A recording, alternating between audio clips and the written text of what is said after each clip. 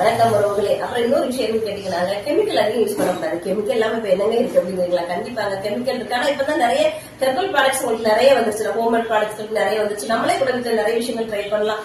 அப்படி உங்களுக்கு அது மாதிரி பண்ண முடியலன்னா கூட ஹெர்பல் ப்ராடக்ட்ஸ் நிறையவே நமக்கு இப்ப மார்க்கெட்ல கிடைக்குது. அது மாதிரி யூஸ் பண்ணணும். இன்னொரு விஷயம் என்னன்னா, வலைதளங்களை பார்த்து இப்ப வர எல்லா பிள்ளைங்களும் சரி, பிள்ளைங்க பெரியவங்களும் ரொம்ப ஆயிட்டாங்க.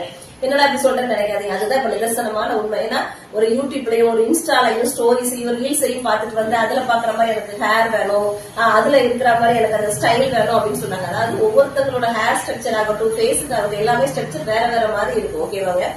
ஏன்னா ஒரு பொண்ணு அழகா இருக்கு, அந்த பொண்ணுக்கு நல்லா சுருண்ட முடியும், எனக்கு ஸ்ட்ரைட்டிங் பண்ணணும் அப்படிங்குது. என்ன காரணமா, எதனால பண்ணணும்னு நினைக்க, டிஸ்டர்பா இருக்கான்னு கேட்டா இல்ல அப்படி இல்ல, அந்த வீடியோல பார்த்தா அவங்களுக்கு ரொம்ப நல்லா இருந்துச்சு. வீடியோ பார்த்தா அப்படி பண்ணாதீங்க. உண்மையிலே உண்மையா சொல்றேன், சுருட்ட முடி இருக்கிறவங்க, வேவி ஹேர் இருக்கிறவங்க கொடுத்து வச்சவங்க. ஓகேவா? அதுதான் நமக்கு ஏஜ் ஆனாலும் அதிகமா காட்டாது. தொடர்ந்து இதை பத்தி பேசுவோம்.